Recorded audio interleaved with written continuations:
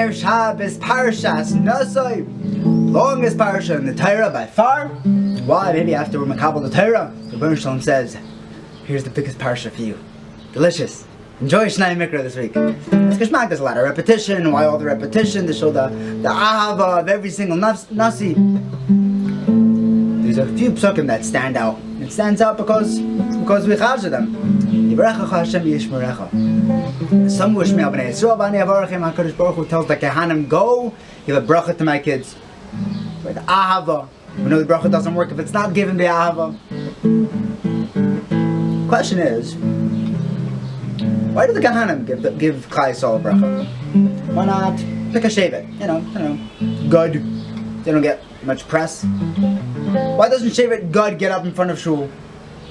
Leviim, Bechors. Why don't the Bechor give us a bracha? Why are they empowered with this special koyach of giving us a bracha? The Rebbeinu could have given the koyach of this special bracha to anyone. Why Kehanim? That there are three parts of the bracha, right? There's a 3-word bracha, 5-word bracha, and 7-word bracha. Yevracha Hashem v'yishmerecha. It's fascinating, you know. In Kemach in Torah, the first bracha given is for Gashmias. Yevracha Hashem should shower you with all the Parnasa and Shafa and the bracha in the world. V'yishmerecha, and you should guarantee, you know, a lifetime warranty. Make sure that it sticks with you. Buy something; it shouldn't break the next day.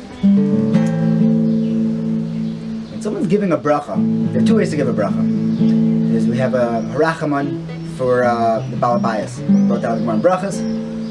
We say in benching, if someone's a guest at someone's house, the harachaman for the guest, a reach, right? It's given to the balabayas, and you tell the balabayas that all your nechasav should be benched with everything and all good. You should have business close to home. If you ever have a svari over, make sure he says that bracha aloud. It goes on and on about Avraham. It's wonderful. It's not just like 8 paragraphs. You don't know what to say amen. Just keep saying amen. It's all good. But there's another nusach, depending on your bencher. It says, your stuff and our stuff should be benched and should be close to the city. Then your stuff and my stuff, and you should get bracha and I should get bracha. It's a different type of a bracha. And you know what? An honest person will say that when he's giving the harachman, if he knows what he's saying, he can honestly say that when he's including himself in the bracha, he has more kavanah. You know, I get a piece of this cake too. The Kehanim are getting mefarnes from Klal Yisrael. So when they give the bracha, if they give the bracha to Klal Yisrael, there's an extra element of kavanah, and they really want the bracha to come true, because that's their parnasa too. It's my sort of Shlomo Zalman Auerbach. Crazy story just heard this morning. He got a phone call, already in his 80s, 90s, and it was Erev Shabbos, and it was a bar mitzvah boy. The mitzvah boy's father called and he said, we have one of these Zaftiga Parshas, Bahar B'chukaisai, and he's been schwitzing and learning all the Parshas of Haftarah forever, and we just realized today, he's been learning the wrong Haftarah. It's a double Parsha, and he's been preparing the wrong Haftarah. What do we do? For a bar mitzvah boy, I mean, especially in Eretz Yisrael, like, this is like the pride. If he can't not do Haftarah. Can he lane the other Haftarah? And Shlomo Zalman said, yeah, lane the other Parshas Haftarah. Even though normally we say, he can lane the Haftarah for Bahar, even though it's not the right one. Come Shabbos morning, you walk into shul, and in the back corner is sitting Hagoyin Harav Shlomo Zalman Auerbach. He walked over an hour to come sit in a shul across town, across Yerushalayim. Why? No idea. He wasn't particularly invited. Obviously, he was invited, but like, so the father went over to him and said, "Why is Rabbi here? He's in his 80s, 90s. He was an altar yet. It wasn't Pasha." He said, "I hung up the phone, and I thought, if you want to know what a chacham is, a really has a noilad." He was worried the noilad. He said, "What's going to happen? What's going to happen based on this psak? Kid's going to get out. He's going to make, Baruch Atah Hashem, and he's going to go straight into the Haftarah. He's going to start learning the wrong one. And some schnook in the back is going to go, no. And then the father's going to have to go over to him and say, no, we got psak from Shlomo Zalman. He said, ask Rosh Hashiva, ask this yid, ask that guy. And he's going to start being a whole tumult.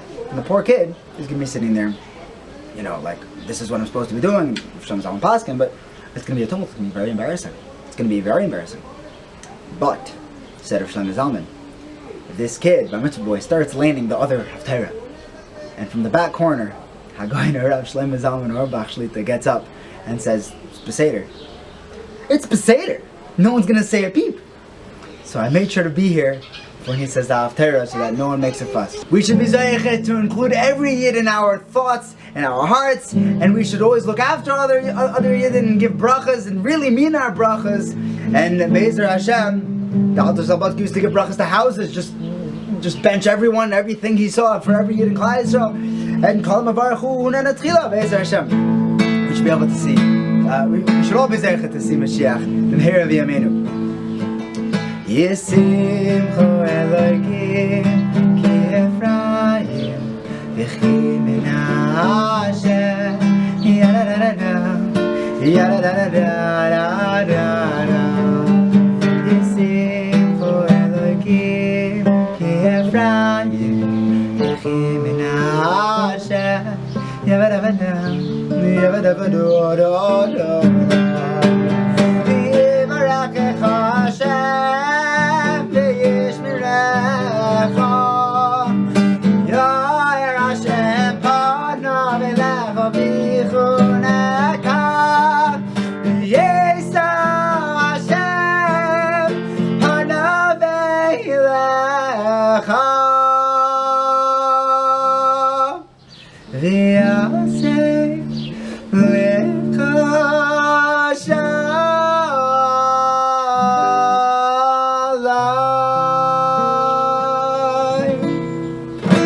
shalom.